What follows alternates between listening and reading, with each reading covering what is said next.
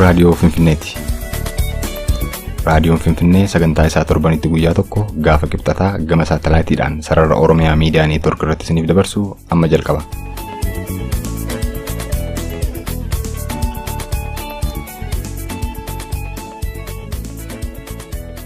Bakka irraa nu caqasaa jirtan hundatti nagaan keenya isin qaqqabu. Dhaggeeffattoota raadiyoo Finfinnee kabajamoo ashamaa.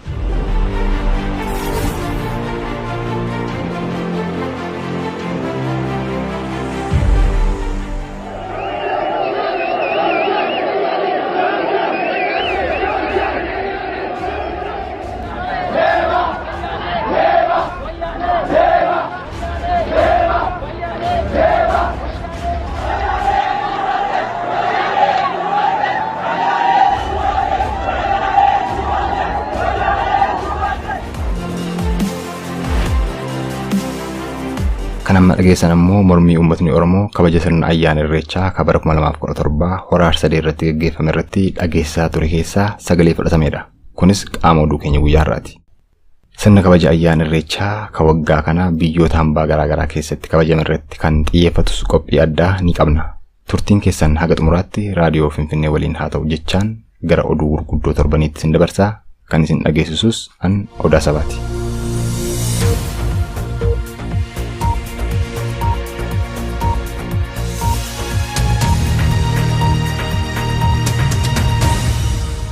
Sirni kabaja ayyaana Irreechaa kabara 2017 guutummaa Oromiyaa irraa magaalaa Bishooftuu hora Arsadee irratti gaafa onkololeessa tokko haala nama hawwatuun kabajamee ooleera.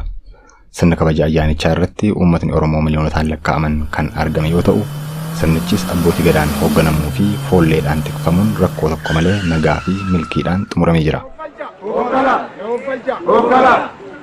Ayyeeyaa Waaqa Waaqa jechuun hundaa lafa jechuun hundaa sagaltama gabraa saglan Booranaa Iccoo gurraatti Waaqa gurraacha garaa garbaa eemmoo garaa taliila tokkicha maqaa dhibbaa warra weellitu qabdu ajjeessu gumaan baasu cabsitti waqqasam yaa Rabbi kuno oggaadhan nu beeke iririi biririi malee galanni si haa ga'u galanni si haa ga'u galanni si haa ga'u Rabbi kuno gadda garagaaritti nu roobdee garagaaritti nu badhaaste yaa Rabbi biyya teenya biyya nagaa godhi biyya nagaa godhi rooba nagaa nu roobi nu meeshaan qabnu meeshaa waraanatiin nurraa dachaasu namni gadaa nurraa dachaasu namni keenyarree anasitti barren gaddaas baddalame anamma immoo daangarratti baddalame kana yaa Waaqati gumaanuu baasi yaa Waaqati gumaanuu baasi yaa hora Arsadii sumatu beekaa gurraacha Arsadii nuumnan qabnu ati gumaanuu baasi ati gumaanuu baasi daangarratti namni keenya baddalame amma biyya abbaa isaati irratti akka nama biyya ambaatii dhufe irratti wareeramu kana yaa Rabbati gumaanuu baasi yaa Rabbi gumaanuu baasi abbaa biyyummaarra nu bulchi abbaa biyyummaarra nu bulchi daangaan Oromoo yaa kabajamu daangaan Oromoo yaa kabajamu shaakilee abaabilee keenyan itti dhumne an Oromoo dhibu waayni nurraa dhibu waayni nurraa dhibu waayni nurraa fonqolchu waayni nurraa fonqolchu dhibee hamaa itti ajaju dhibee hamaa itti ajaju ija isaanii haa jaamtu waan namaan barbaannu nutti deemu waayni nurraa balleessu waayni nurraa balleessu Ifaddu keessa taa'ee duuba taa'ee nutti malu Waaqayyo dachee Oromiyaa hin baatiin barcumni isaa ittiin haa garagalu abbaa biyyaa biyyarra garagalchuu barbaadu barcumni isaa ittiin haa garagalu eebsoon isaa ittiin haa garagalu qabanni isaa ittiin haa gubu lukti isaa haa loobu iji isaa haa jaamu Oromootti malu haa badu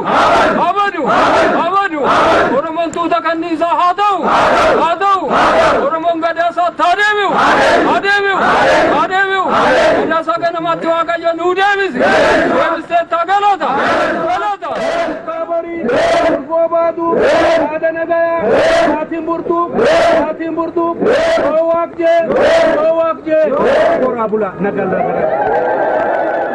Akka odeeffannoo argannee mul'isuutti uummatni Oromoo hora Arsadee irratti wal ga'e kun sirna biyya bulchuu jabinaan balaaleffatee jira.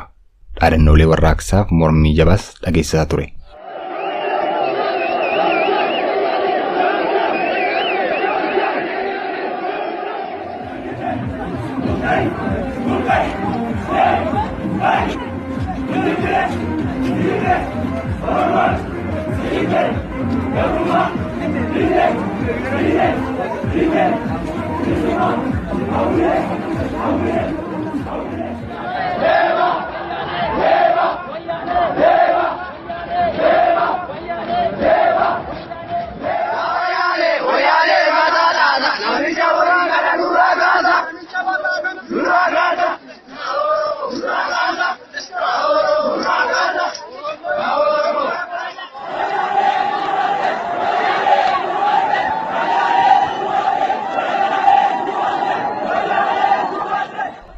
Somaliland lammiilee Oromoo kumaatamaan lakkaa'aman buqqisa jedha Bloomberg.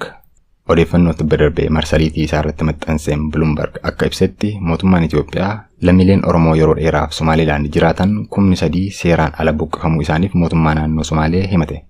Itti dabalataanis maxxansaan kun ibsa ministeera odeeffannoo Itoophiyaa Dr. Nagarii Leencoo wabeeffachuun daangaa Oromiyaa fi Somaalee kiiloomeetira 1,500 walitti ejjuurratti lolli adeemsifamaa ture gama lameenuu lubbuu dhibbootaan lakkaa'amu galaafachuu fi lammiilee 10,000 lakkaa'aman ammoo godaansaaf saaxilee jira jedha. Itoophiyaan doolaara biliyoona 1.3 baankii addunyaa yookaan World Bank irraa liqeeffatte. Akka Afrikaan News jedhutti Itoophiyaan maallaqa kana kan liqeeffatte qulqullina bulchiinsaa eda'uu fi akkasumas hiyyummaa hir'isuuf waadaa seenuudhaan yoo ta'u, waliigalteen kunis kan mallatteeffame gaafa fulbaana 29 bara 2017 akka raawwatamedha.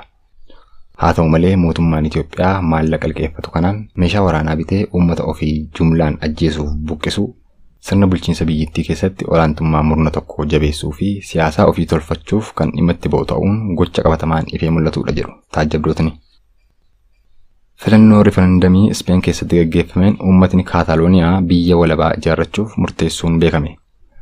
Akka The Guardian gabaasetti filannoo kanarratti sagalee uummatni Kaataalooniyaa kenne keessaa yaadni Kaataalooniyaa biyya walabaa ijaaruu jedhu parsantii 90 mo'atee jira. Kaataalooniyaan kutaa biyyaa kaaba bahaa Ispeenitti argamtuu fi kan mootummaa naannoo mataa isheen bultu yoo ta'u, baay'een uummata ishees miliyoona 7.5dha. Yaadni Kaataalooniyaa biyya walabaa ijaaruu jedhus kan babal'achuu eegale waggoottan 5 darban hammaachuu qaala'insa jireenyaa Speen keessatti jabaachaa dhufe irraa kan eegale akka ta'edha. Akka gabaasaa BBCtti filannoon riifarandamii gaggeeffame kana kan qindeesse bulchitoota Kaataalooniyaa yoo ta'u, ministeerri muummichaa Speen Mariano Rajoy garuu yaadni filannoo akkanaa gaggeessu jedhu heera biyyattii kan cabsudha jechuun mormaa turaniiru. Haa ta'u malee Marianoon filannoon kun erga gaggeeffamee bu'aan isaa labsamee booda ibsa kennaniin bulchitoota Kaataalooniyaa waliin mari'achuuf fedha kan qaban ta'uu himaniiru. Oduun har'aaf qindeeffannes haga kana.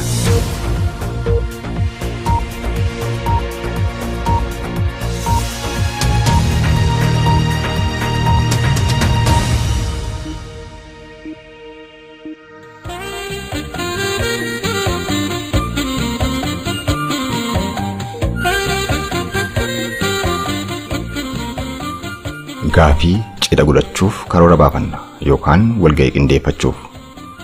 Yeroo tokko ammoo eebba yookaan giraajuweeshinii kabajanna. Gaafii immoo guyyaa dhalootaa ayyaaneffachuuf. Gaaf nyaata mi'aawaa hiriyaa yookaan maatii waliin soorachuuf saganteeffanna. Akkasumas tajaajiloota biroo kana fakkaatan argachuuf. Maarree bakkaaf teessuma miidhagina aadaan faayame qopheessee kan isin eeggatu, nyaata aadaa biyyaa gosoota garaagaraa tolchee mi'eessee kan isin simatuu fi dandeettii maamiloota 500 wal faana keessummeessuun bakka mijatu Abis Ethiopian Restaurant and Event Center quunnamaa. Teessoon 1042 South Peoria Street, Aurora, Colorado. Zip code 80012. Bilbilli 303-350-7162. Abis Ethiopian Restaurant and Event Center.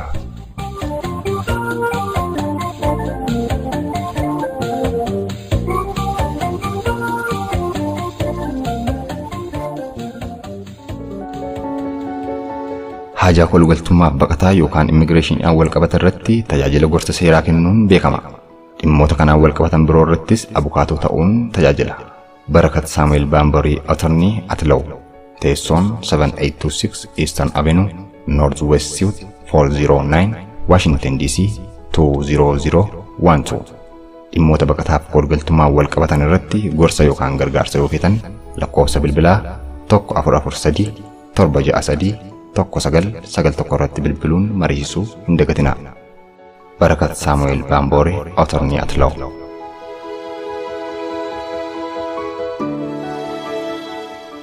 Abbootiin qabeenyaa Oromoo yookaan daldaltootni akkasumas bifa garaagaraatiin tajaajila hojiin wal qabate kan kennitan gama raadiyoo Finfinneen oomisha yookaas tajaajila keessan uummatatti beeksifachuuf yoo fedha qabaattan gama teessoolee keenyaan nu quunnamaa isiniin jenna. Sagantaan keenya ammas itti fufa.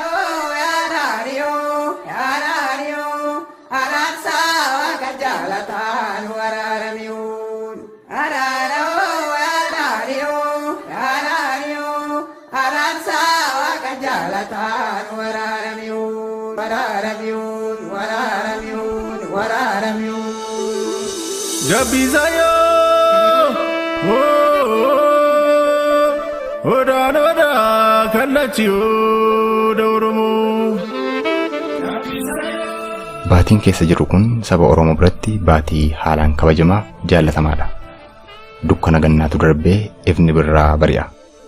Oromoonis yeroo kana walitti jigee jiidha qabatee horatti ba'ee kan darbeef uumaa isaa galateeffatee kan dhufuufis uumaa isaa kadhata. Waadaa uumama gidduu jirutu haaromsama. Sirni kun irreeffannaa jedhama. Sabni Oromoo sirna kana kabajuu kan eegale har'a osoo hin taane kan bara 2017 amma geggeeffame kun waggaa 6411 ta'uutu amanama. Sirna kabaja ayyaana Irreechaa kan bara 2017 irratti yoo xiyyeeffannu sirni kun kan kabajame biyya Oromiyaa qofa keessatti osoo hin taane biyyoota hambaa hawaasni Oromoo jiraatan hedduu keessatti geggeeffamaa jira. Nus qophii keenya har'aan sirna kabaja ayyaana Irreessaa kan bara 2017 biyya Ameerikaa kutaa Kaalifoorniyaa San Francisco keessatti hawaasa Oromoo fi firoottan Oromoodhaan kabajame qindeeffannee isiniif dhiyaannee jirra. Hirmaattota sirnicha irratti argaman waliin haasaa kan taasise waahila kiyya Daraaraa Dhaadhiiti. Haasaan hirmaattotni kun raadiyoo Finfinnee waliin taasisanis akka itti aanutti wal duraa duubaan isiniif dhiyaata. Turtiin keessan ammas nu faana ta'u. Waaqa uumamaa gurraacha garaan garba Bukkicha maqaan dhibbaa halee moroo bataliila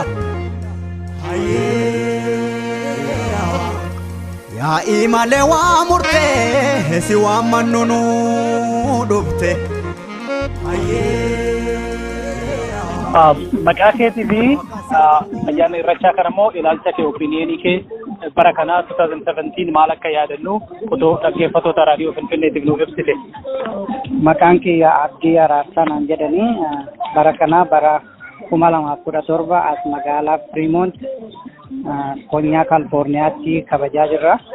Guyyaan har'aa kan adda isa godhu barreen gaddaa uummanni keenya ba'ee arsadeetti kumaatama wareega baasuusaa yaadannoo akkasumas immoo guyyaa ayyaana har'aa laalchisee kan bara baraan abbootiin keenya sirnaan itti dabarsan sana kabajuudhaaf itti asitti argamnee jirra. Uummanni keenyas immoo gammachuudhaan haala biyya keessa jirus immoo yaadachaa humni keenya danda'ee uummata keenya waliin dhaabbachaa nutillee akka hawaasaatti asii waliin akka hawaasa tokkootti amantii kutaa naannoo dhufneef osoo hin calaqqisiisin aadaa qabnuu fi waan qabnu waliin dhufnee waliin nyaataa guyyaa har'aa kana dabarsaa jirra. Galanni kun immoo kan Waaqaatiif galatoomna. Waaqa uumamaa gurraacha garaan garba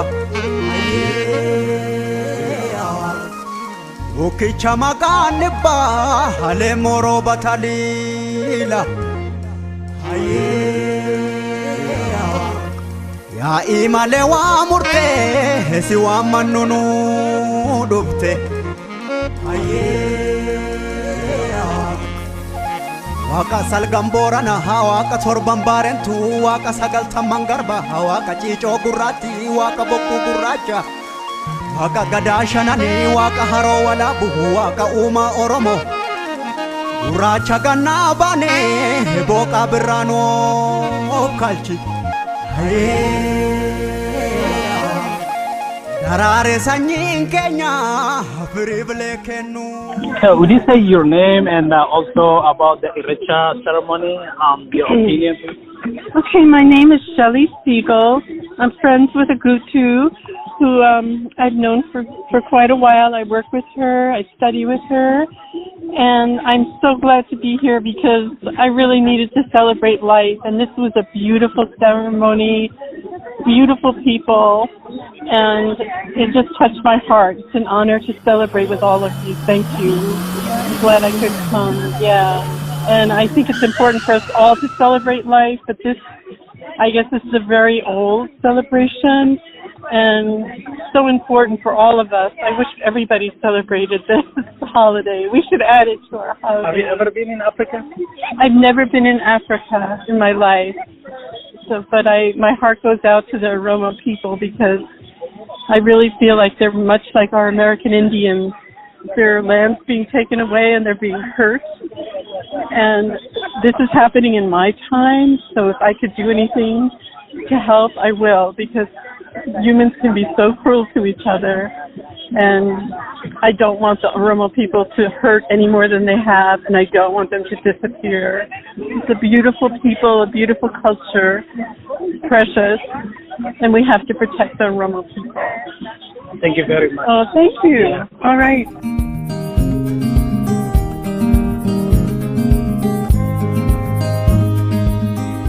Dhagaa tokkoon simbira lama. Kottaa dhugaa bashannanaa daldaltoota Oromoos dinagdeen jabeessaa jechuun siyyaama. Gosoota dhugaatii biiraa, wiskii, wayinii akkasumas dhugaatiilee filatamoo biroo.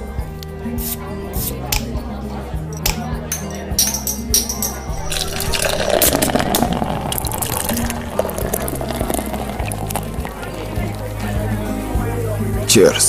Cheers. Mana dhugaatii FB Liquors. Teessoon 1905 9th Street, Northwest, Washington, D.C. Cheers. FB Liquors.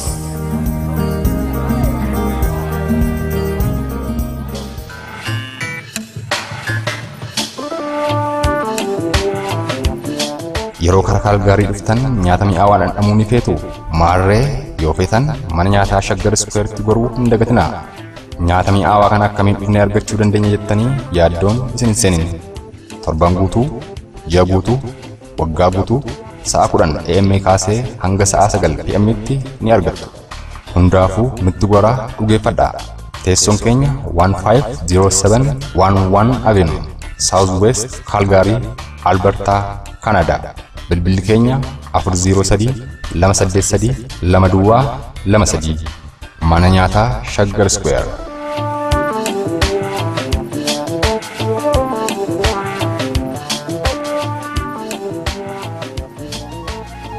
Waaqa uumamaa gurraacha garaan garba.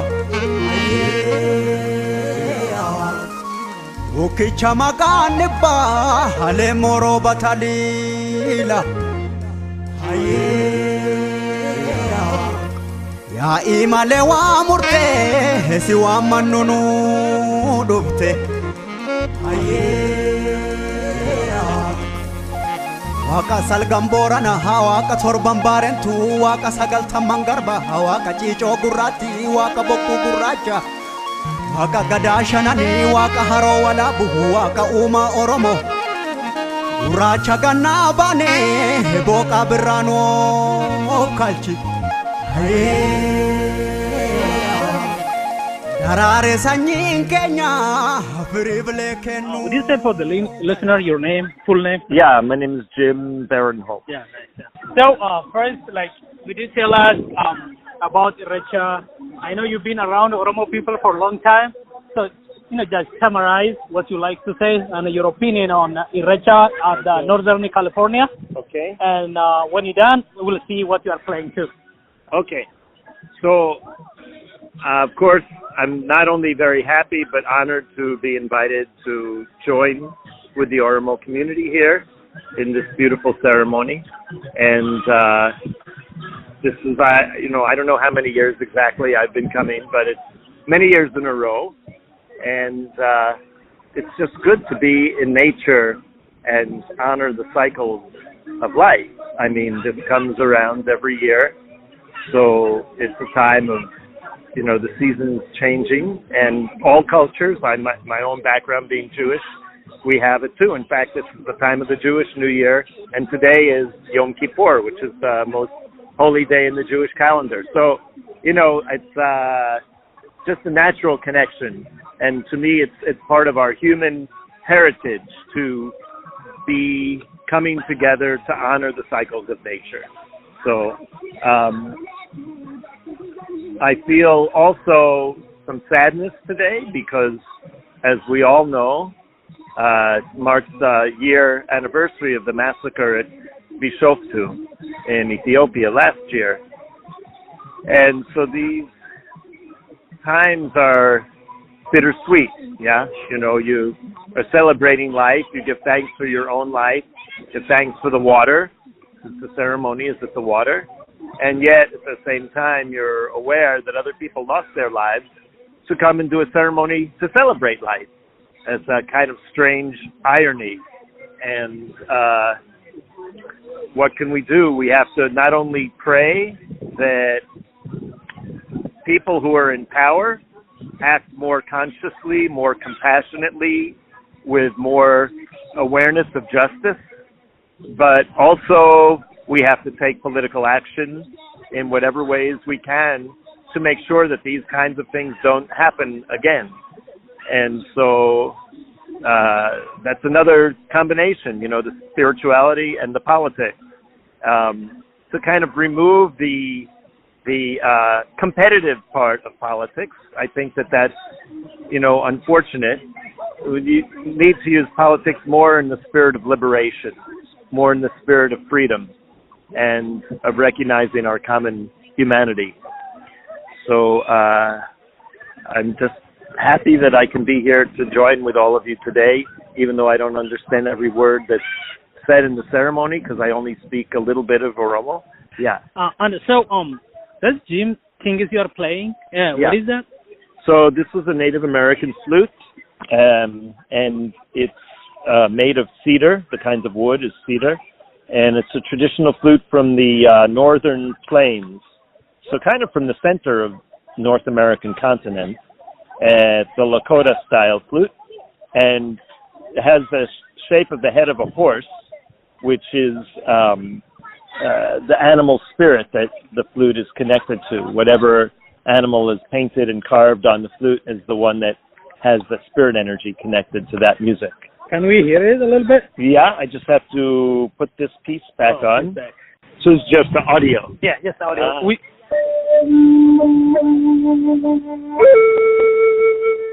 Actually, right here, the sound is coming out here. Yeah.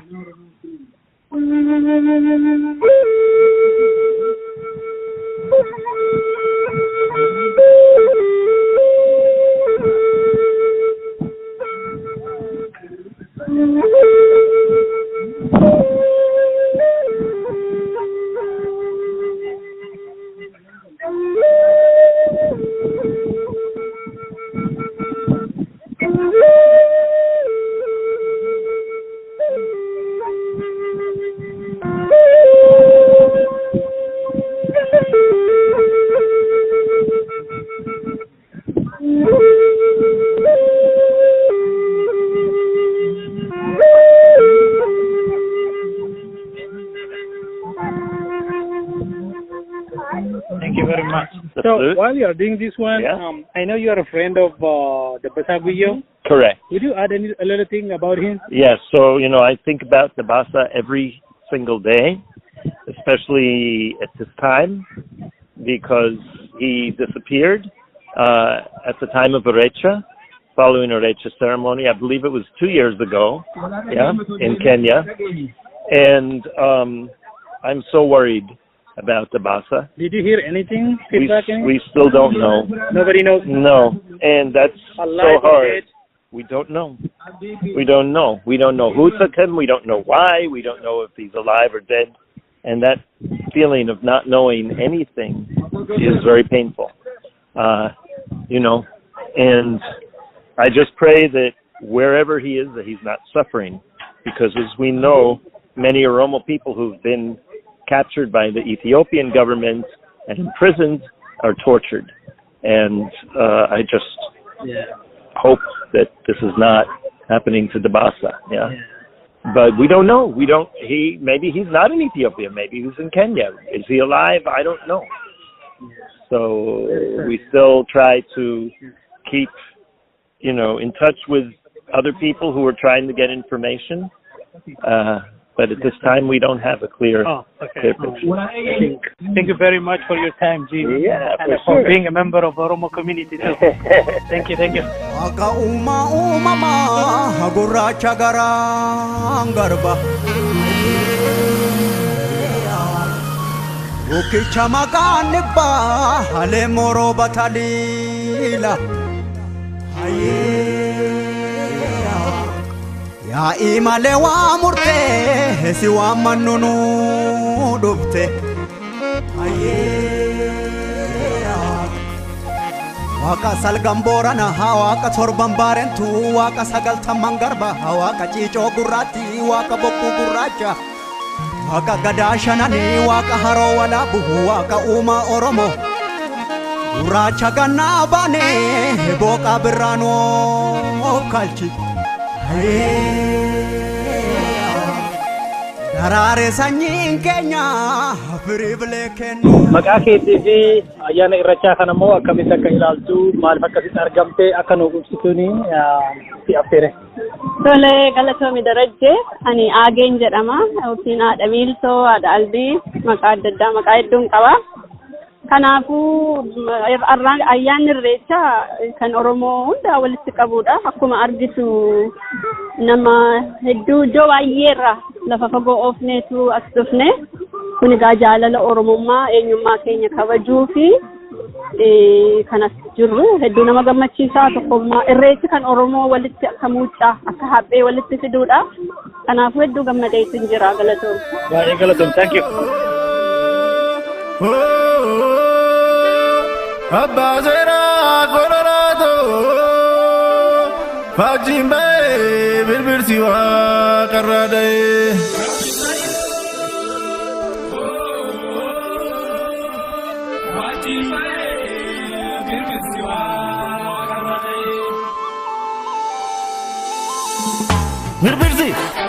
Birbirsi Fajin Gadan Jardi Duarte Oromo Sikhe Bokun Irrecha Chale Dodon Kalachi Bokun Gumen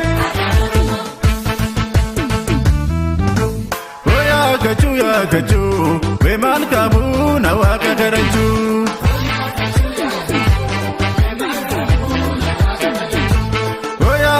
Ya gachu Weman kamu na Waaqa garanchu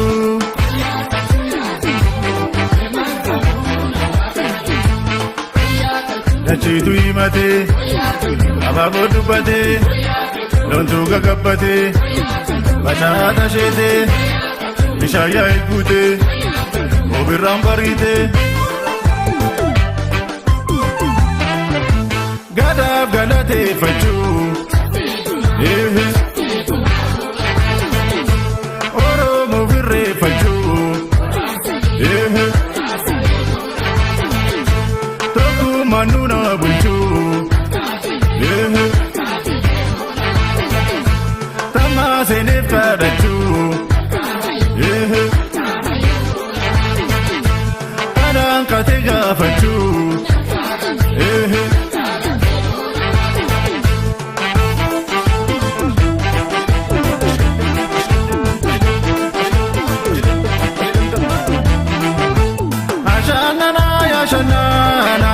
Ashanana ya shanana Nudoro monsa futana Wakauma umamana Ashanana ya shanana Ashanana ya shanana Nudoro mona dagana Matamune refana Odato ya oda Sabato ya gudda Adato ya Irrecha Gadato ya buncha gameto oya tika ayudo oya beta samado basera mirato darara